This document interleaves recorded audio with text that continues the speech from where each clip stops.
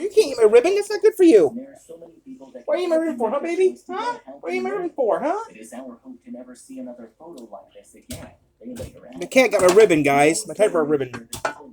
Silly cat got my typewriter ribbon again. Darn it. I hate when they do that. These things are not cheap. Even complete strangers do care. There's 13 truck drivers that didn't even know this guy and were willing to slide underneath that overpass to help. Silly kitty cat trying to eat my ribbon again? Shockingly, the effort was not the first time for police, Shaw explained.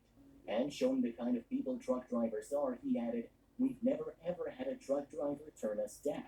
This is no small task either. In this particular case, the truckers were there for many hours overnight. First, the truckers fell into line across the eastbound lanes of the highway. Then Michigan State Police closed the westbound lanes as well as more semi-trucks arrived," CBS News reported. In the end, a row of 18 damn cat. No wonder my typewriter looks weird. The cat pulled my ribbon out of my typewriter. You crazy kitty cat. Lieutenant